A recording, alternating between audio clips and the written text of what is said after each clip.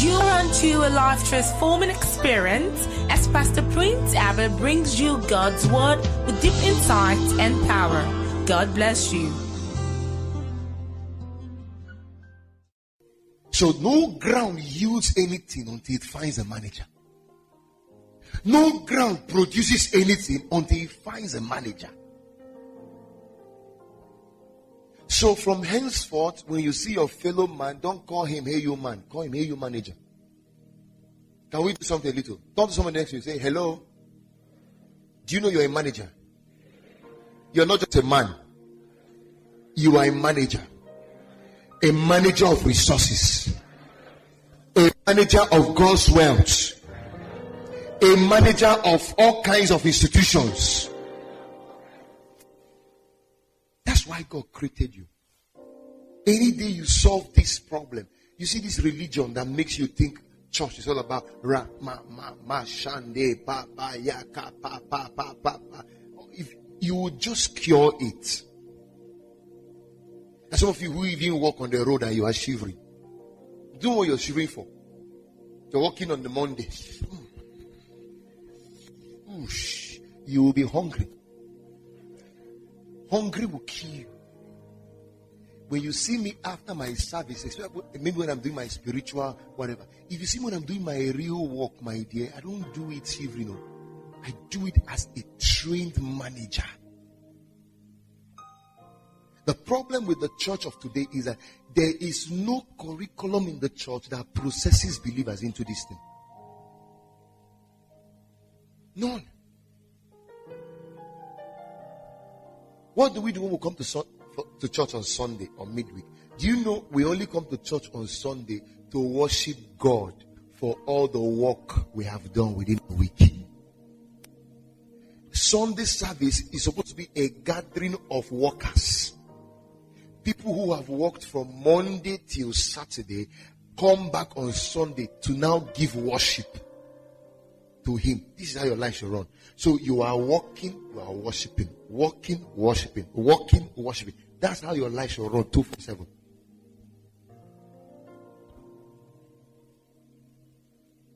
To cure the financial problem, you need to deal with this concept. One, you have to realize that you are created to be a manager of a ground, a manager of work.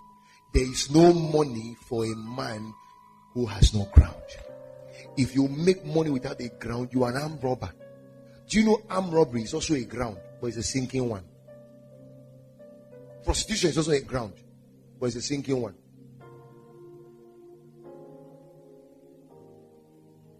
So you see all these prostitutes in brothels doing prostitution and all that, you think it's ground, but it's a falling ground, it's a failed ground. It's not a legitimate business. It's not a legitimate ground. Yahoo. It's not a legitimate ground. It's a sinking ground. But either way, as long as it's ground, people make money with it. People have made money with scam. Difference is that it can send you to prison. That one is termed illegitimate. The number two, it will send you to hell. If you die in that kind of game, you will go to hell. There are noble grounds to engage yourself in and make a living. I'm just trying to lay an introduction.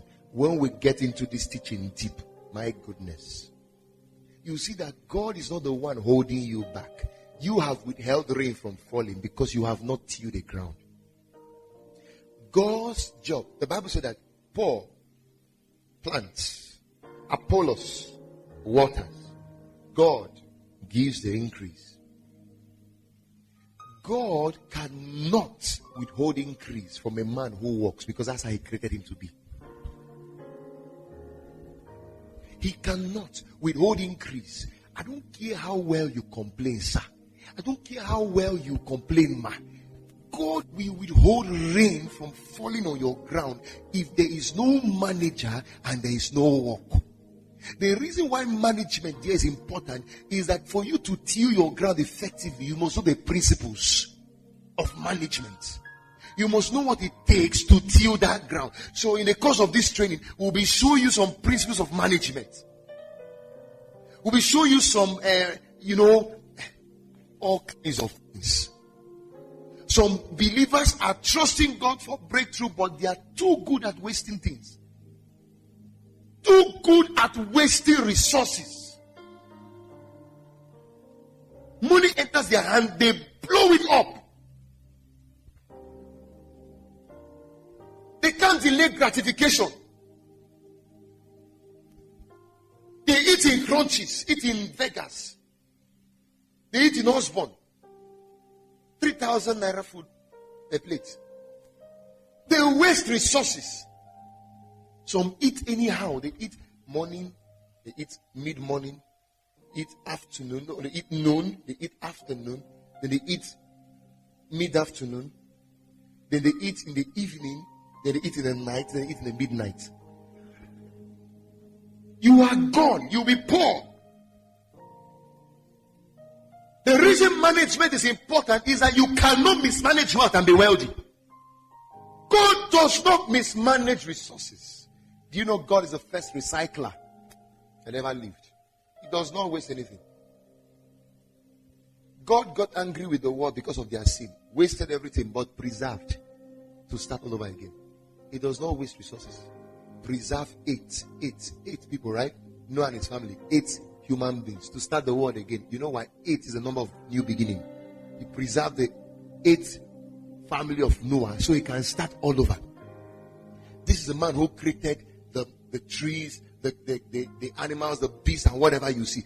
Do you know of everything God created? After he rested, he had never created again. He had never molded another man after the first Adam.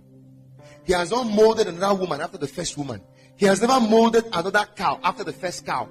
The same cow. The first cow God created is what gave birth to all the cows in the world. He has never the first mango tree God created is what gave birth to all the mango trees. He just put a seed principle inside. He puts seed in the mango. So check all this fruit and food you eat. They have their seed. If you eat the seed, you have destroyed the harvest. These are principles of management. You must know seed, you must know harvest, and differentiate both. After this meeting, you start thinking like God. Wealth creation is deliberate. I want to say this. God does not make millionaires. God does not make billionaires. God only makes people. You decide whether to be one, a millionaire or not. Did you hear what I said? God does not make millionaires. He does not make billionaires. He only makes people. What do I mean? His job is to collect dust and water, mix it together, make man. He said, let us make man in our own image and likeness. After he said that, the next thing he said, and let them. I don't think you got that. Our job as Trinity is to make man. After that, let them. Let them. That is by extension. You can say, leave them. That's let them. That's let them. Let us make man and let them. So 2 things are important in that scripture. One is let us. We have done our job, which is to make the man. The next one is your own job. Let them have dominion. So God does not make dominion. God only makes man. Man makes dominion.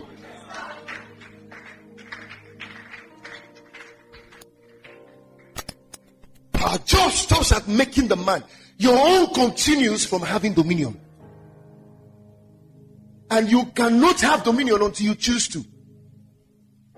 And choosing to have dominion is highly deliberate. It's a deliberate affair. There are things you must, as a matter of deliberateness. Is there one like that? As a matter of intentionality.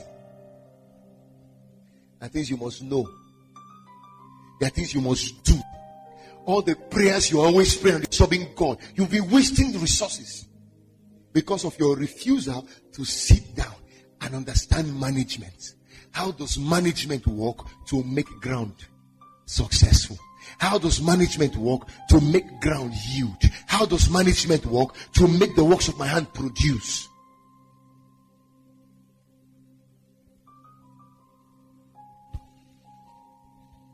Amen. This is the secret. If you see anyone who is successful, anyone who is making it, anyone who has abundance in life, or whatever you call it, this is the secret. There is nothing else responsible for why people succeed in life. Nothing else responsible for why people are successful in life other than the fact that they have learned management. In this ministry, if you know how I emphasize on management more than this whole vibration, sometimes we vibrate. That's why you see all this order we are putting here. I put order. I do training. I'm watching this area, watching that aspect. I'm teaching this. I'm showing that. All those things you see me do is with the whole thing is focused at ensuring that we function like God. A church that is not management conscious cannot grow. I want to say this to you, leaders, pastors. That's a problem we have in the southeast. We do not. Recently, I was telling one of the pastors, I said, do you know even me now? I'm looking for professional specialized schools outside the southeast, maybe in Lagos, to go and get an advanced training in administration, get an advanced training in management, get an advanced training in accounting. I didn't say accountancy. There are two different things. I didn't say accountancy. In accounting, church accounting. Do you know that everything God puts in your hand is enough? I found out anything God puts in your hand is enough. How did the whole world that started with one man became more than 7.2 billion? That means Adam was enough. This truth down on me is settled. This church, the way it is now, is enough to become 1 million members. The secret, man, is management. God, give us church growth, church growth. You don't have systems for church growth, it won't come. So we'll go and put cell system. We'll put house fellowship system. All those systems. These are systems. They are called management systems. We'll put care system. We'll put visitation system. We put follow-up system. We put soul winning system. It is people who will win people. So if you don't know what to do with this number of people God has given you, you may stagnate growth. The same thing applies to wherever you do not need so much of laying of hands on your head to grow church. Understand management.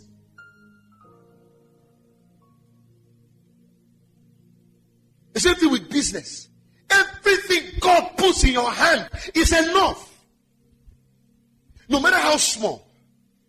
See Jesus. What was in his hand? 5 loaves of bread, 2 fishes is enough. Understand systems, it will grow. Understand management, it will grow. We have not learned management, that's why we are where we are. Management. The fishes grow. The bread multiplies. Management. So somebody is crying, my salary is only 10,000. I can't do anything for me. It's 5,000. You have not seen the potentials in it. It takes only few small yam seedling to give birth to big yams. Just one maize seedling to produce a whole corn. We have not learned how to function like God, how to think like God, and how to act like God, and that's why we are where we are. So if there's any principle, if there's any field of life you must become so trained in, is in this area: management, administration.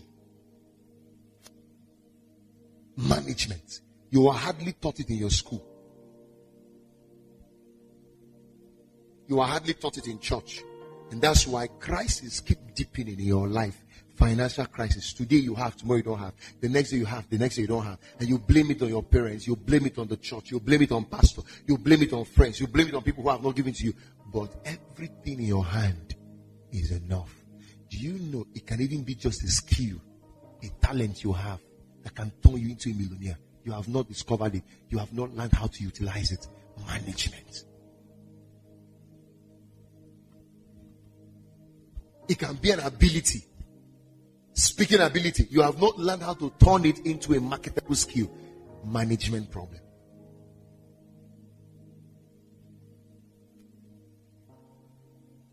This is why people end up poor. This is why we will end up broke. And that's why in this ministry, this season, we are going to stay more on this. You'll be hearing teachings on management, accounting, budgeting. You'll be hearing teachings on entrepreneurship, creativity, innovation, how to start a business, how to grow, investment opportunities.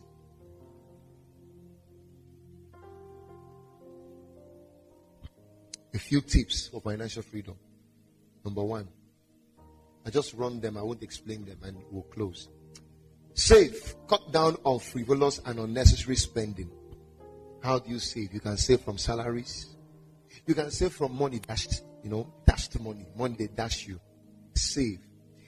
A wealthy man knows the secret of saving first before he spends. A poor man saves what is left after he has spent. Saving is a culture you can't play with if you want to create wealth. You want to enter financial freedom. Never spend all you earn. No matter how small it is. Build a principle that helps you save a certain percentage out of your earnings. If you make 10 naira, purpose in your heart that you must save 10% out of 10 naira. What is the 10% of 10 naira? 1 naira save.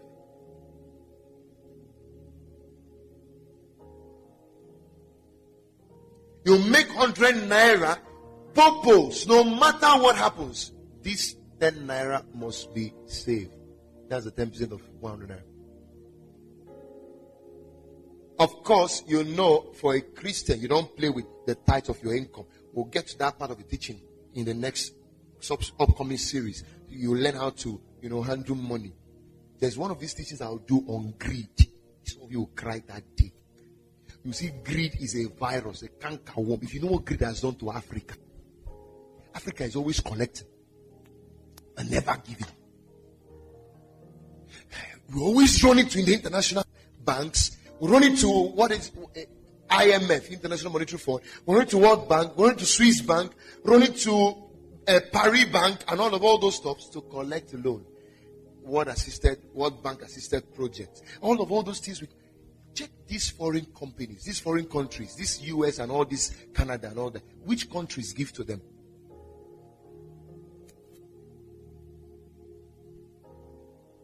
You see people like Bill Gates giving to charity. People like Steve Jobs giving to charity. People like watch all those big guys. What do you do? One of the factors that has crippled Africa's wealth is greed. I'll do a separate teaching on it alone. I'll show that what greed does is not, greed does not deny your fellow man what you can give to him. Greed denies you what you can get from giving. Greed destroys you. Oh no. We'll get into that teaching. I don't want to divert this. It destroys a man's financial fabrics. A deadly place you want to find yourself. When I just show you the scriptures on greed, you will see that every greedy man is, it's like using razor blade to cut yourself. That's what you do. It's like trying to inflict injuries on your own. That's what greed does to you. And you can't be an effective manager of wealth if you are greedy. Greedy men spend on themselves other than invest. A greedy man withhold resources, and that resources withheld ends up flying. The Bible says money has wings and it flies. Money maketh for itself wings and it flies. Check people who are greedy. They don't spend money on things that are necessary. Check them. They don't give money, that's one. Number two, they don't spend money on things that are necessary. They think all they own should be for themselves alone. They never, because you can't even do business until you're a generous man. What is business? Is business set up for the purpose of making profit, eating money? Business is set up for the purpose of helping people, the purpose of serving people. A greedy man can't own a business. If I teach on the concept of greed, some of you think maybe greed is you have 10 naira, I won't give. It's not. Greed is bigger than that. That one you know is just a shallow element of greed. If you know greed in its original sense, a generous man cannot invest. A greedy man cannot invest. It takes a generous man. It takes a man who is free from greed to invest in business. Because either way, some other person's life improves when you are engaged in business. When you are serving people. And of course, you know, in business, the rule of thumb is putting value over money. Putting value over. When you put value first, you want to make people's lives better. You want to help people get better. You cannot run out of money. Look at the man who was given 1 talent. Go and trade with it. He took it and went and put in the hole. What he had was enough. He didn't know. What killed that man was greed. It was not his master that killed him. To him, my master gave me small money. And so, that small money had potential for profit. The master must have known that this money can yield profit before he gave it to you. So, but because of your greedy nature, even if he was giving 5, he wouldn't have done nothing with it. That's the power of greed.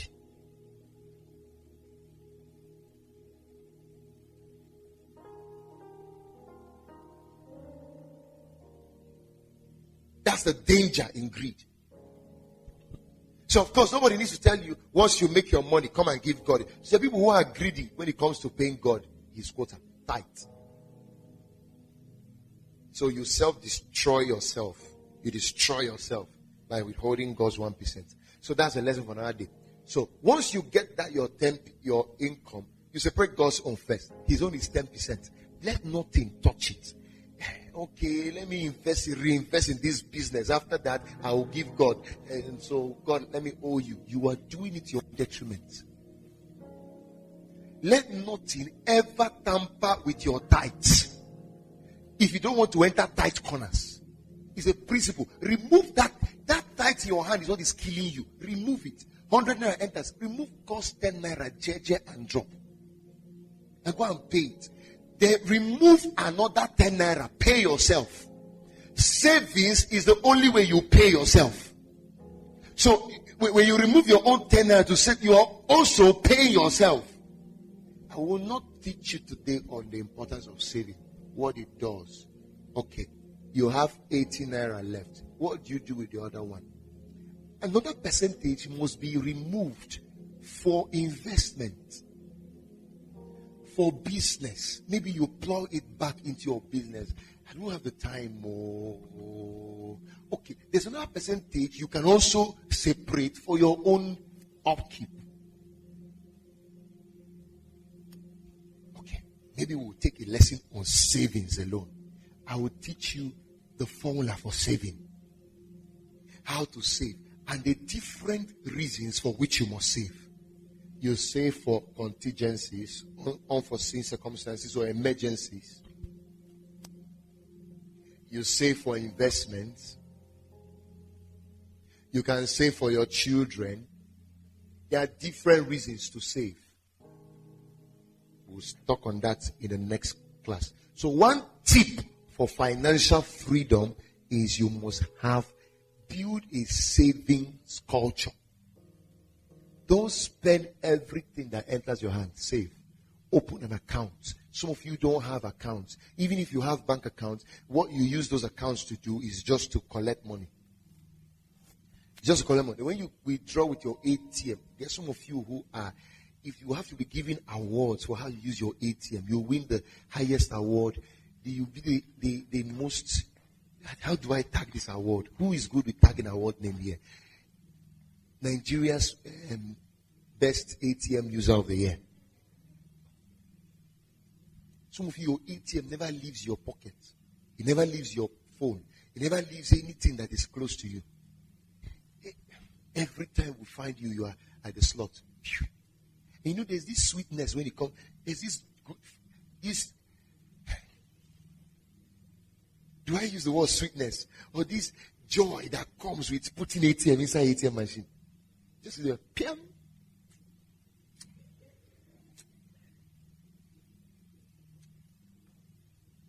Make me proud, make me proud, make me proud. He just comes out. Shh. And the customer is behind you, telling you, please, okay, don't finish. Not yet, please. In your mind, you're impressing people. You are a poor man going somewhere to happen. ATM have killed people. Africa built ATM to make Africans poor. So money just enters. Then once you see alert, I don't get alert. If you sing, yam to the ATM, yam, 4 digits. The thing goes back to zero. Your bank knows you. There are people, their banks know. This guy every time is always. Once your alert hits, your account officer sees your ledger. The thing don't show. You tell his customers, his colleagues, watch in the next 10 minutes. This is where will go. Just watch. This guy is coming. Just use camera and monitoring you. I told you. That money is gone. Money doesn't stay in your account. The reason of your account is because you know I'm telling you the truth. You know what I'm saying. It's greed. You never leave even 1,000 naira for the bank. Some of you know when it's time for the bank to remove that their bank charges. That 20 naira they will withdraw. You know. So once 1,000 hits, before they remove 20 naira, it becomes 980. You can't withdraw again. So people go into the banking hall to withdraw 500 naira, 200 naira. So they have just withdrawn their 9,000. 1,000 is stuck there because they removed 20 naira. They'll go to the banking hall. I want to withdraw my 980 naira. No savings culture. Open an account for savings specifically. No matter where you earn it from. You do business, you earn. You save. You do salary, you earn. Save. They dash you money. You're a student. Those allowances they give you. Cut down on expenses. Save. If you do a 4-year plan in school, if you're in year 1 now or year 2, a 5-year plan of savings, you'll be shocked how much you make before you graduate from school. You'll be shocked. Some of you would have ended up starting businesses where you leave school. So I can close. Number 2. Invest. Buy stocks. The different investment opportunities. Maybe next Sunday I will deal on investment opportunities. Then in the evening we'll have the opportunity of exploring some investment opportunities here in church. We'll look at a few. Investment is one of the most lucrative businesses now. That is, you can stay from the comfort of your house and be making money without working, without necessarily being active. There are 2 kinds of work. There is active work, there is passive work. Active work is the one you are physically engaged in. You must be there for things to work. Passive work is that you are sleeping but you are working. Money is entering your account. Investment. There are such investments like Forex. There are such like any of them, There are people who have made money by investing in shares, investing in the stock market, investing in different,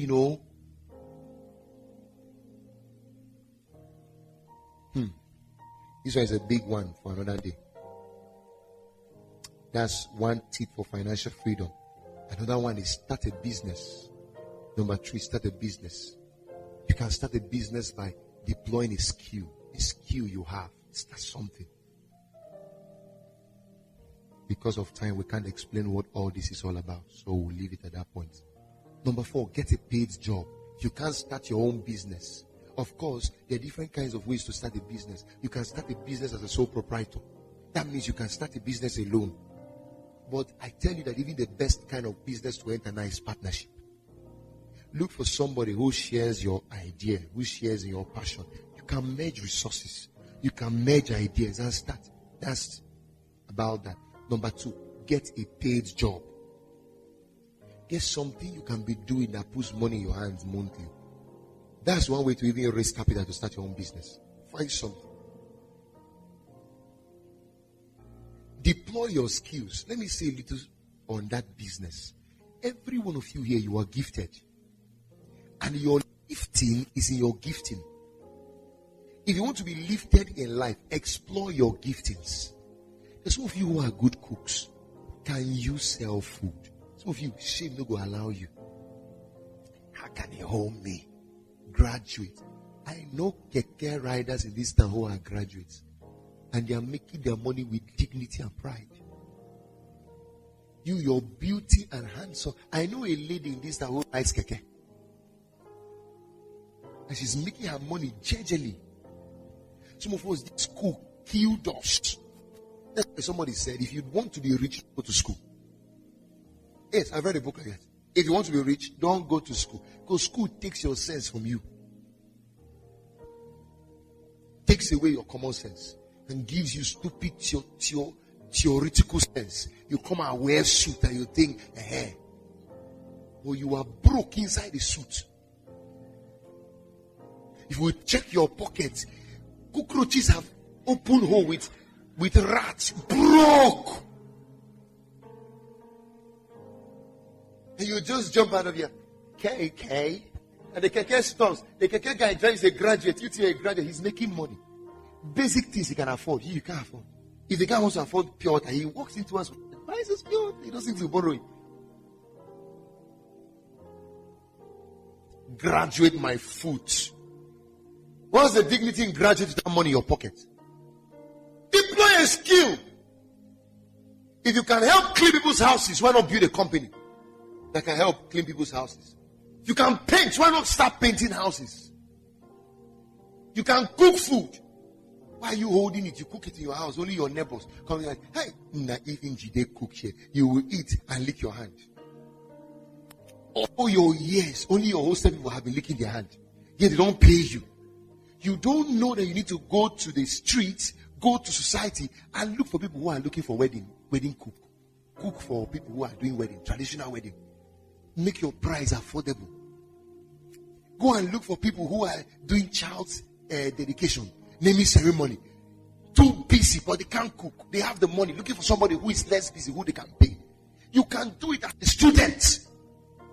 That way you are building entrepreneurial skills. Before you graduate, you may have a cooking company. For the continuation of this message, please play the next track.